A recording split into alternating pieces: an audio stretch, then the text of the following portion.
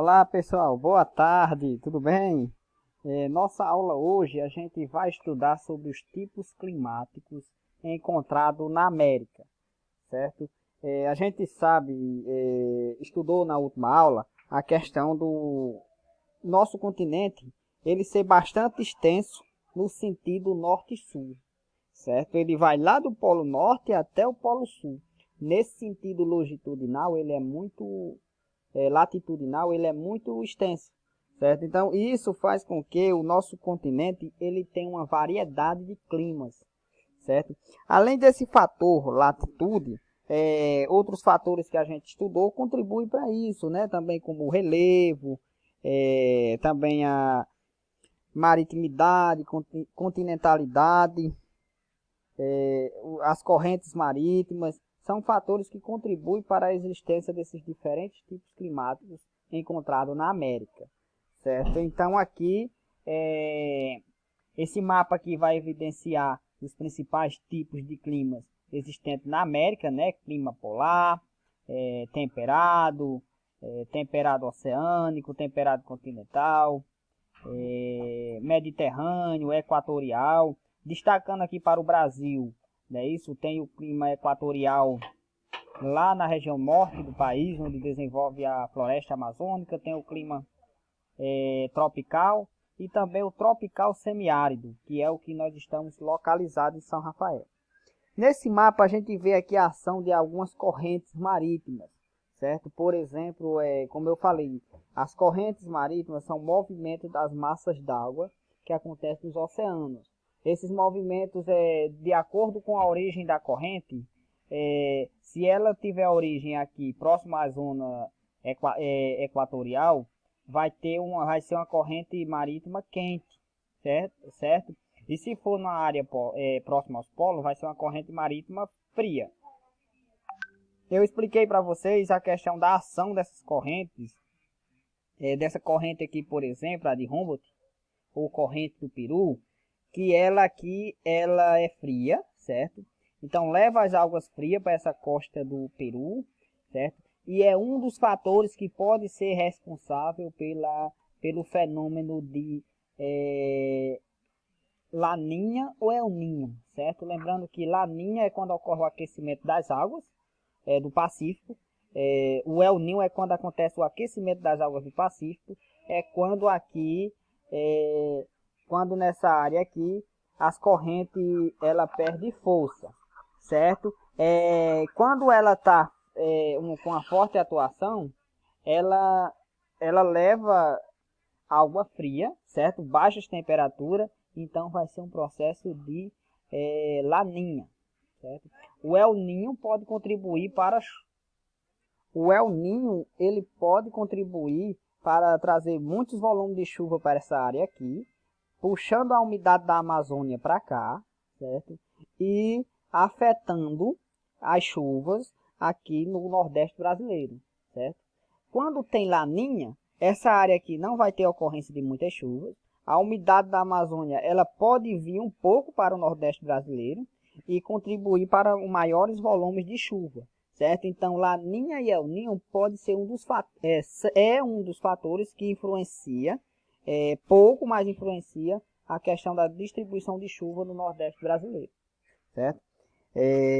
Então, a gente vê que além dessas correntes marítimas, a disposição do relevo, ele pode também influenciar a questão do clima.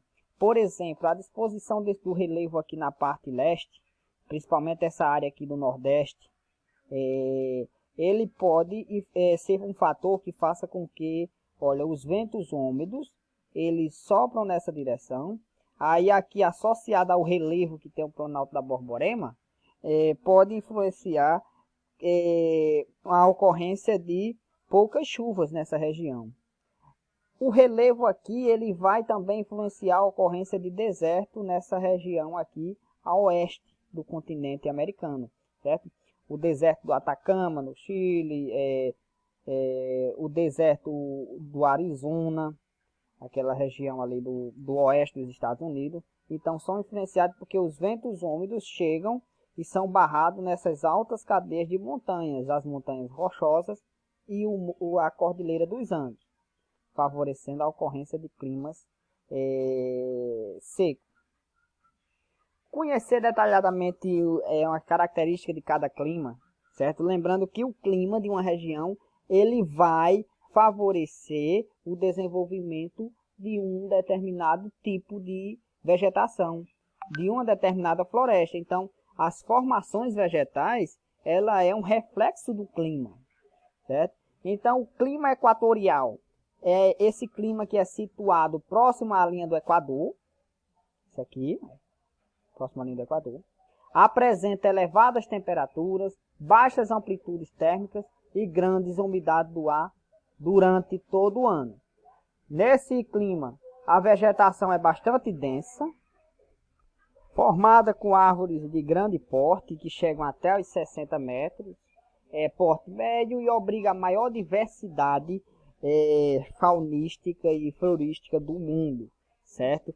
Um exemplo da formação vegetal que é encontrado nessas florestas equatoriais é a Amazônia, né? A floresta amazônica, que é uma floresta equatorial. Clima tropical. O clima tropical ele pode apresentar duas características, certo? No clima tropical, nas regiões tropicais. Já está dizendo, é na região entre os trópicos, entre o trópico de Capricórnio e o trópico de Câncer. Certo? Então aqui podemos encontrar o clima tropical, nessas regiões aqui próximas ao trópico. Certo? Então nessas regiões predominam temperaturas elevadas e alternância entre estações secas e estações úmidas. Ou seja, o período chuvoso é no verão e quando é o inverno é o período seco. Existe a cobertura vegetal se caracteriza por duas formações, certo? Existe as savanas, é a região onde tem a distribuição de chuva, ela é um pouco menor, certo? Mesmo assim é uma área que não podemos dizer que é semiárida, é uma área subúmida, por exemplo. Então, nessas áreas vai a ocorrência de savana, né? Árvores que têm essa característica de troncos retorcidos. Muitas vezes o pessoal só costuma dizer, a savana só existe na África, professor? Não, no Brasil a gente tem savana. O exemplo da savana aqui no Brasil, que caracteriza a savana da América, é o cerrado brasileiro. O cerrado é um tipo de vegetação do bioma savana.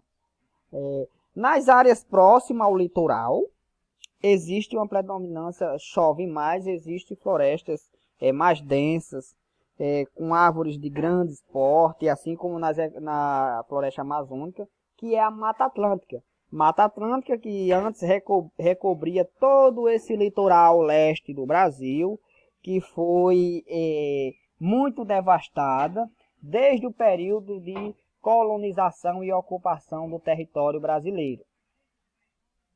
Clima tropical semiárido, esse aqui é onde nós estamos localizados, certo? O clima tropical semiárido, ele é marcado por precipitações, ou seja, chuvas irregulares. Em alguns anos pode ultrapassar a média, mas em outros pode ser abaixo da média. É caracterizado também por ter ocorrência de períodos de secas prolongadas, ou seja, períodos que vai ter com a estiagem vai ser bastante prolongada. Como aconteceu recentemente, né? Passamos alguns anos com chuvas abaixo da média. A média daqui do clima semiárido é 800 milímetros. Vai ter ano que vai chover mais do que 800, como por exemplo esse ano. Eu acredito que a média já tem ultrapassado os 800 milímetros, mas vai ter ano que vai chover abaixo dos 800 milímetros. Nesse clima semiárido, a formação vegetal que se destaca é a caatinga, certo? A caatinga, que faz parte do bioma das florestas secas, ela tem essa característica de perder as folhas durante o período de estiagem, mas quando começa o período chuvoso, ela fica verdinha novamente. A caatinga também ela tem característica de plantas xerófitas, com ocorrência de espinhos no lugar de folhas, ok? Isso aqui é o que eu ia mostrar para vocês, né? É uma imagem que vocês conhecem bastante, né? Lá da Laje Formosa. A gente vê que em função do clima, a vegetação, muitas vezes a gente pensa que ela está morta, mas quando começa a chover, ela começa a ficar verde, a reviver novamente, certo? Então ela tem essa característica de perder as folhas durante a estiagem, justamente é uma questão de sobrevivência, para consumir menos água, certo? Então por isso que apresenta, então são a vegetação que caducifólia, que perde as folhas durante a estação seca, e algumas vezes apresenta folhas duras, ou se não, muitas vezes espinhosas.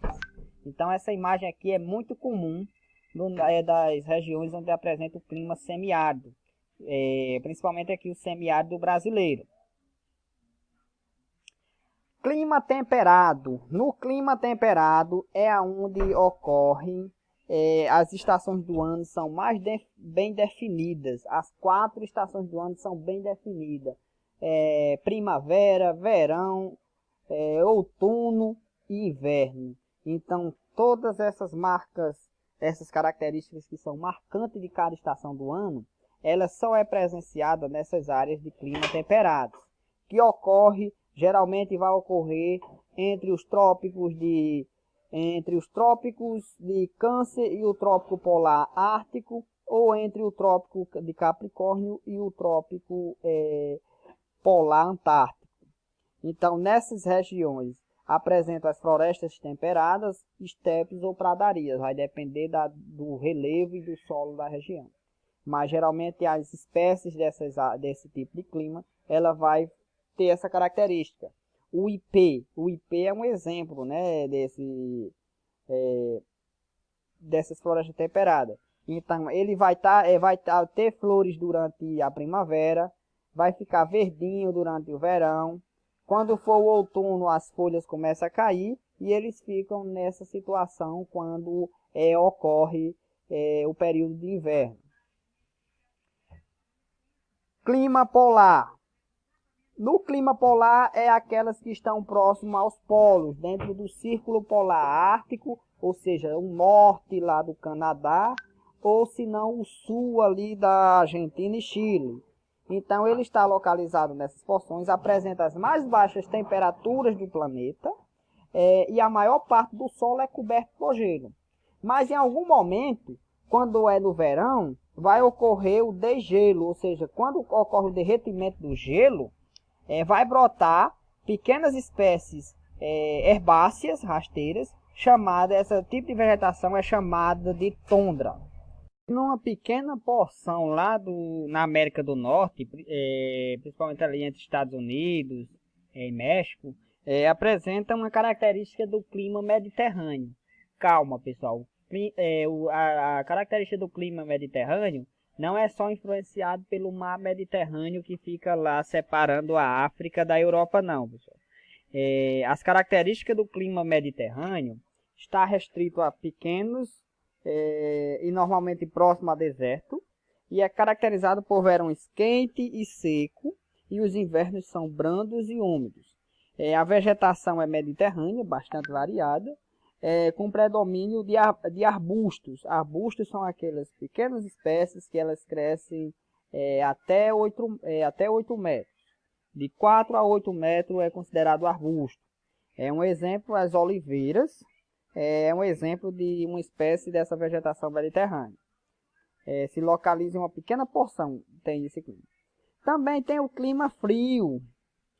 O clima frio ele se apresenta nas altas latitudes, próximo aos polos. Não é o clima polar, certo?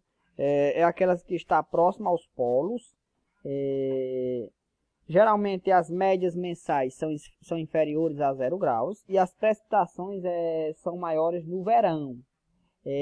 Exemplos de formação vegetal é a floresta boreal, por exemplo, aqui a floresta boreal do Canadá, que também é chamada de taiga canadense, bastante utilizada, né, para a produção de celulose, né? Celulose é a matéria-prima do papel, certo? Essas árvores, esses pinheiros têm um formato como se fosse o formato de uma árvore de Natal. A partir daí criou o mito, o símbolo, né, do Natal, que é a árvore, certo?